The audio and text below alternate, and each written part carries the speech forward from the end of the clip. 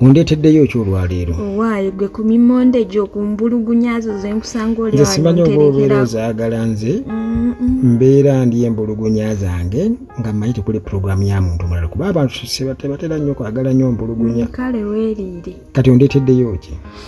Amawulire go mangi go genyinza okuba nga nkuleetedde. Okimanyi juzi Abannayuganda bwe bali balaba omupiira gwa Uganda ne Congo. Uganda eryoke kuba Congo 2-0. Abannayuganda bajja n'obujoozi butishaati nga buliko ebigambo ebyalagirwa. naye gwe basenze okulangira ateekako kyasinga basenze okulangira mpuuga 500. Abannayuganda buli kimu kitwala paaso ekipande nga kiriko nti Uganda is mining golds in Congo. Naye wakiteeradde gulumu gold in Congo.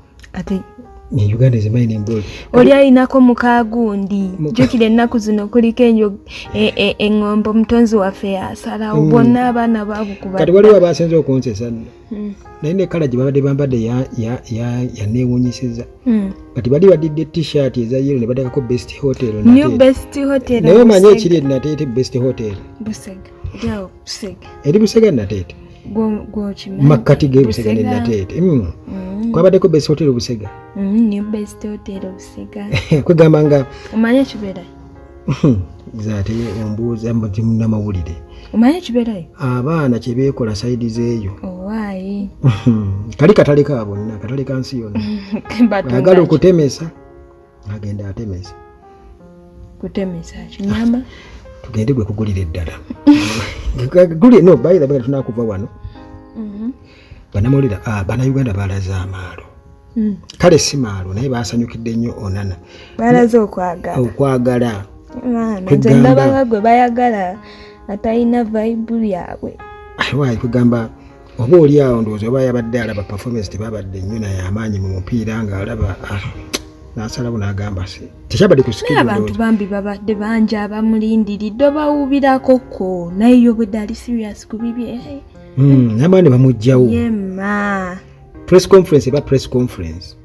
Kati tewabaddewo program ya press conference. Bannamawulire bonna bali awo n'obuzindaalo. Kasaba amulabye abawagizi ba Manchester United babaddewo naye yali badde abawuubira kubanga babeera abawagizi. Kakati nze bulijjo neebuuza gravity beef agijja ku Bobi Wine.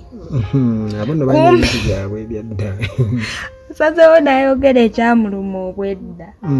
Mbu bwe bali banoonya obululu mu 2017 awo Bobi Wine abantu be bamma gravity amafuta agenda okubalaale.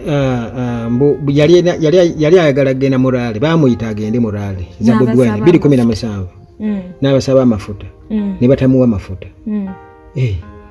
Bamugamba ajje balina kireka bingi ebyokukola ki ebyokwasaganya kati teyali relevant. Wabula nze kyendowooza nti gravity agezaako kuzza mbeera kuba kati ali mu kiyongobero ekivulu kyamukoze eki kyamukubye ekigwo okwewaana kwabadde yeewaana wonna bw'ogenda ku social media nola comments bamugamba ate yabadde anoonya ki mu bantu okukola ekivulu yabadde ali okuzaalina naye kati abantu bamugambye nti gwe okwewaanawaana okwo toddamu okwewaanira ku bantu ye kyakutwaza okasawo ka sementi ebusaabala ng'obuuza Bobi Wine esimanyi akoleyo azimbeyo eddwaliro ebintu bye tebyanyiiza abantu ate agamba mu still era balina akayimba ke baali bakola era mu 2020 balina okubeera nga bakakozesa kuba kaali ka campaign kaali ka struggle akayimba ku Bobi Wine n'akatemerako ettaka n'atakawa hype ebyo nabina byakola ki oba ye yalaba tekakola naye ate kakati eri ennugu kitaka gisitula giteeka ku bundi ku Mickey Wine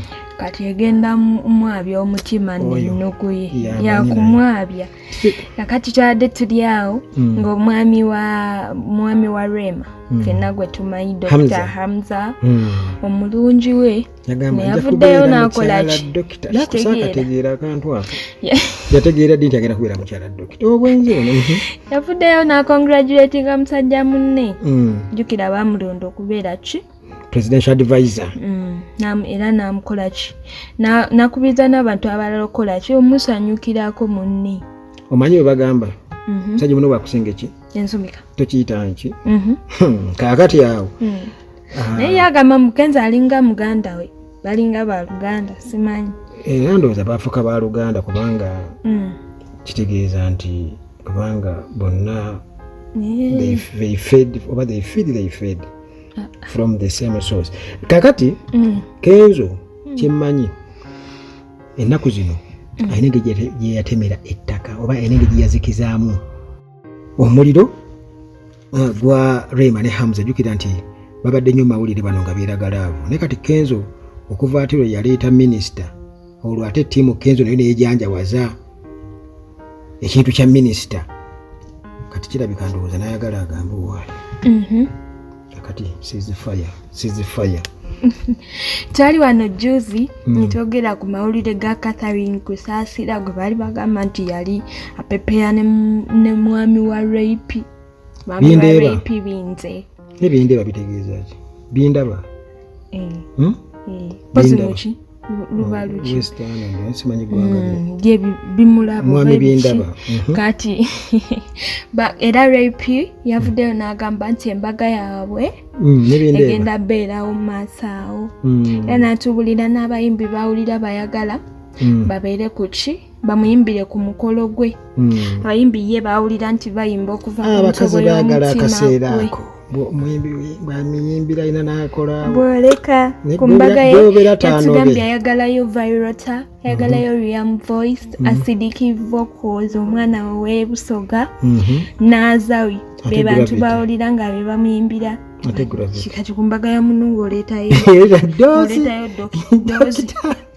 obadde ki saizi y'empisa yasuse pulira bayimbi abagenda omuyimbira obuyimba naye abuwulire ku mutima nga bwebo ajanjawaze kati Catherine Kusaasira kitegeeza nti wekaze yatugamba yali kyaliwabinde lwakuba yali amuyita baby naye nga baby mbu tekiri nnyo kubanga omuntu yenna osobola omuyita baby neserugana alabika tugende ku birala kakati yesu okwoleke lwaki tulabanga Kampala wali badde oluguudo lwebayita Bindeeba ne bamubbulamu ekintu kyonna wange nawulirako gaayo omu yabadde ayogane ku kintu ekyo ng'agamba nti bakooye historian omu ng'agamba nti bakooye enguudo yagenze mu kkooti nno enguudo z'omu Kampala zituuma amannya agaba abazungu bali colonialists mbu tebagenda bakooye enguudo zi Frederick Lugard mbu baagala nga olaba Ben Kiwanuka tulaba nga kikola kati bali Bindeeba ekitegeera naye nnyo eryaffe eryawa bw'ogamba nti nno akimanya ani William Street oba William yaani waliwo ne bayita ku De Winton oba tekyavaawa De Winton ku De Winton omanyiwo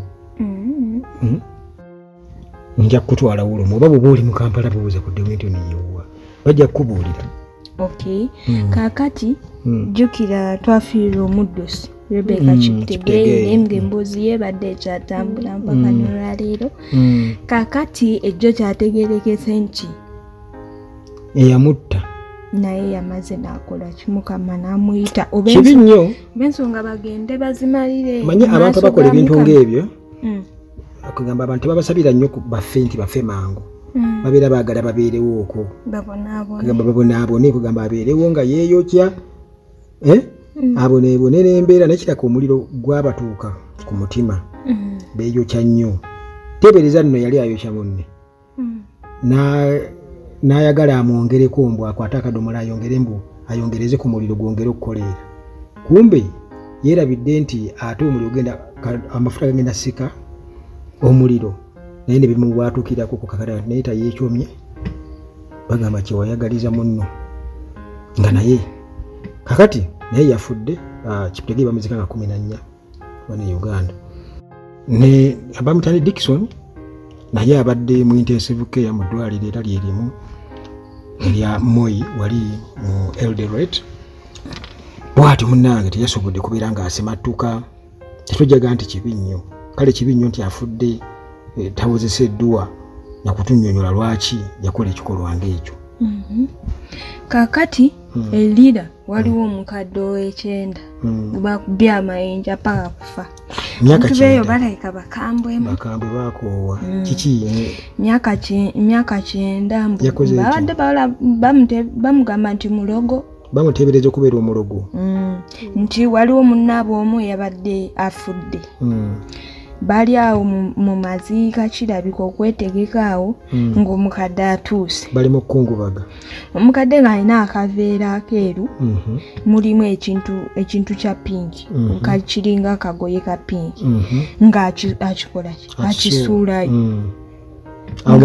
mu kukungubaga nga bagamba eryo ddogo kobbo katukube ekifikawo gikuba ettaka mbu naye omusirikale omu yagambye nti ye mu kukebera mbu yalabye nga gulinga musulo naye abantu ne batabikiriza. Nja kuwagira abamukubye olw'obulogo kubanga yavudde gyavudde n'ajja mu kukungubaga n'omusulo mu kaveera eryo ddogo. Abasirikale bagezezaako mutaasa naye abantu babadde bangi babadde batambi anti bagamba nti ewali omu kati wabula muliro kakati abantu tebamalaga siba ku kintu osanga era oba oli awo omukyalo n'emyaka egyo 9 gy'amaze erire eyo bateeka okubanga bamwogerako omanyi omuntu omulogo tabula naye olaba omusezi twagenda okuziika erwakaayo naye omusajja ng'atusobedde omusajja ng'akola bwatyo neŋŋamba nti ono omusajja naye mukwata katambi naye kankwatako ku musezi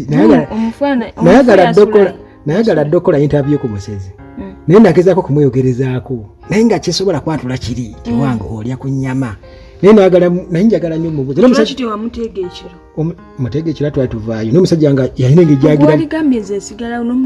omusajja nga afuka n'ennyindo ze gwatiba nanganyiza neŋŋamba balimba ne mbabuulire ono omusezi kuba namukwata tategedde bwati nembalaga nti mumulabe omusajja ebintu byakola naye interview yanema okumujja omusezi ndimusanga wali mulinzaawo ku ntaana onaye omusezi gwomanyi yenna bwatuuka boti n'omugamba sebwaha tusooke kola interview nga tonnakola okuzika nga tonnaba kujjayo mufu kumulya andaba tusiibule tuve wano gwe